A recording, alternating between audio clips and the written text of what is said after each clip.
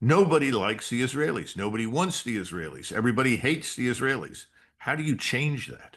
Your statements are very provocative. Do you fear that you could be labeled anti-Semitic?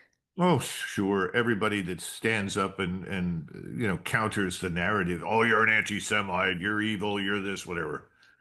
Come on, listen. I'm no longer concerned about that sort of thing. I think number one, I'm worried about the United States. I'm worried about America. And I think that was something else that was on Trump's mind. And he was worried what would happen if they disrupted the oil flow out of the Persian Gulf. And he should be concerned about that, even though that won't affect us immediately as much as it will the rest of the world. That could have a terrible effect on the global economy. And our economy is weak. We're in a very delicate position right now. Our financial system is very fragile. Look at the Nvidia sell-off. I mean, we could sit here for hours and talk about all the things that are happening. Nassim Taleb, the man who wrote the book Black Swan, who tries to talk about the consequences of our sovereign national debt and mishandling of finances, he's pointed out that gold is now the true reserve currency. Oh, there are countries that will do business in dollars, but the dollar is no longer seen as a store of value. Now we have the Germans and the Italians who want 145 billion in gold returned to them. And people are waiting to see that happen. Do we have the gold? There are all sorts of terrible things that can happen to us, far worse than anything going on in the Middle East. And I think President Trump does appreciate that. But the real problem here is, what do you do about Netanyahu and his government? Because if he recovers at all, gets more equipment, more ammunition, more missiles, they will go back at it again. There's no alternative as far as they're concerned. Can we have snap elections in Israel? Can a new government come to power there? Let's say a new government does and takes a different approach. Will anybody believe them? By the way, will anybody believe us anymore? I mean, we've lied about so many things to so many people for so many years now. It's hard to think, it's hard to imagine fashioning a solution that anybody would have faith or confidence in. Does Iran pose a threat to the United States? No, and it never has. And its nuclear development was never aimed at a weapon, contrary to popular belief. Now, what they have done is they have moved all the uranium enrichment centrifuges and other technologies to other locations. Not sure we know where they are, but they're somewhere else. Now, could they build a bomb? I suppose they could, but they recently announced that they refuse to leave the non-proliferation treaty environment. In other words, they've said we're not going to violate the NPT. And in fact, the argument for many years has been, well, why can't we have a nuclear-free zone? Well, because of Israel. But Israel won't even admit to having nuclear weapons, but we know they've got at least 300 warheads.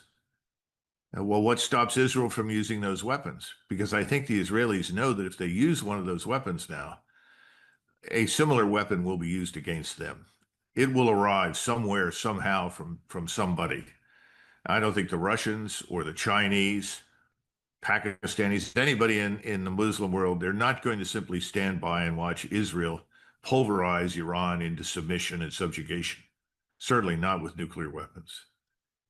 So what do we do from here? Are we going to treat Israel as a normal state and tell them that there are some alternatives, but we're not going to support whatever they do in the future? I don't think so, but we'll see. And why is that? Why can't the United States, which is a bigger power? Well, you just explained it. You just told me. So aren't you worried about being called an anti-Semite? Anybody who suggests that anything should be different with Israel is immediately an anti-Semite. If you're somebody like Professor Jeffrey Sachs, well, then you are scorned as a so-called self-loathing Jew. I mean, the ad hominem attacks always indicate that there's no argument. When you start attacking people on the basis of their race, on the basis of their, social standing, their political views, you've lost the argument. And that's what's going on. So anybody who stands up and says, we need to do business with Israel differently, the Israelis need to take a different approach, well, then you must be an anti-Semite, because the Israelis can only have one approach that gives them dominance, supremacy, hegemony in the region. Israel has to change its approach if it has any chance whatsoever of surviving in the region. This is not a Bruce Lee movie. Israel is not Bruce Lee and defeats the 52 people that show up in the span of 60 seconds behind the whatever it is, the green screen or blue screen. In other words, this is real life. If they want to live in this part of the world, they're going to have to alter their views. Ever since the 7th of October over a year ago, they spent all of their time telling everyone that they were subhuman, Amalek, animals that deserve to be slaughtered. So if you're an Arab who lives in the Emirates or Saudi Arabia or Egypt or Algeria, wherever you are, you're Amalek. What a terrible thing. How do you recover from that? You have to renounce that. You have to reject it. It's contemptible. I don't know if that can be done.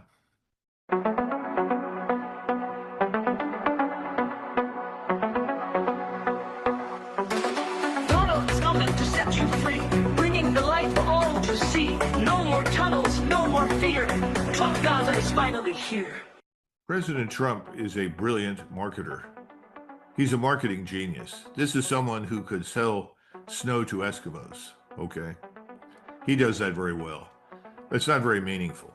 This is somebody who said, well, I closed the border. I built this great wall and I'm making the Mexicans pay for it. How did that go? Not very well. Get a new job, loser! We're supposedly restoring the rule of law, and we're supposed to deport people that don't belong here, that came in. How's that going? We're not deporting very many people because we're not organized to do it. We have no strategy. We have no plan. In other words, there's a lot of bombast, but there's not a lot of evidence for systematic planning and execution. So I think what you're getting right now is that President Trump sat there and said, wait a minute, do I want the Straits of Hormuz to close? Am I going to let this war go on and potentially spread? I just got off the phone with President Putin, and he listened to him. And who knows what was actually said there. I think he made it pretty clear, that is Putin, that they would stand by Iran. And so he said, whoops, I've got to intervene in this and stop this somehow. We basically have two countries that have been fighting so long and so hard that they don't know what the they're doing. So he imposed a ceasefire. But now what? Have you heard the now what? I haven't heard the now what. And Iran has threatened to close the Strait of Hormuz. If that happens, what will that mean to the American public?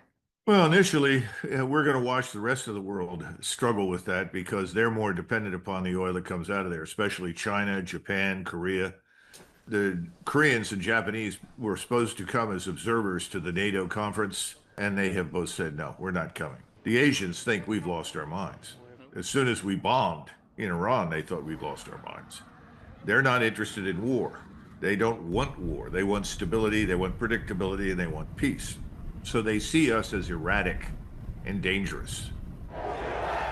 What a crowd. The Trump supporters may think this is wonderful and President Trump is being tough. But the real question is, what happens after you bomb? And what's happening? Well, a ceasefire. What does that really mean? How long will that last? What will it produce? What is it designed to accomplish? Is this an opportunity for people to meet and talk over what can be rectified? I don't think Witkoff is going to be taken seriously anymore by the Iranians under any circumstances. He was part of the big deception plan to get the Iranians to sit around at the table and believe there was some hope for a negotiated settlement. I don't think the Russians are going to take Witkoff seriously at all because of his connectivity to the same kind of problem in Ukraine. So, I just don't know the answer. Everybody says, well, tell us the answer. What's happening? I'm not Nostradamus. I wish that I were. But my point is that I don't see any long-term strategic thinking yet.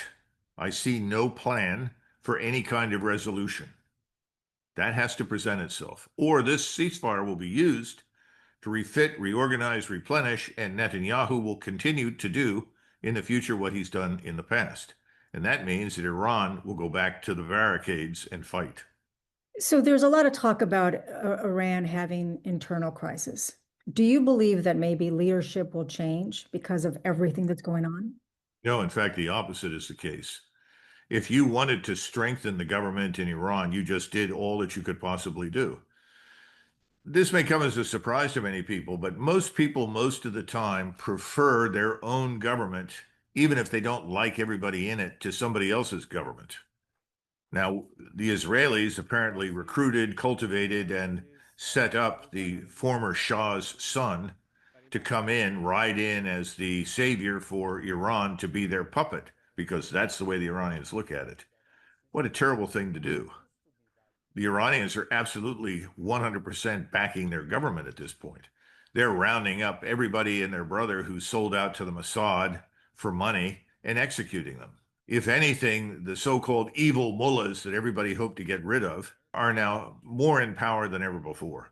And by the way, Iran today bears very little resemblance to the Iran of 46 years ago. But Americans don't know that because the Israelis and their supporters in this country have created the illusion that Iran is unchanged from what it was 46 years ago.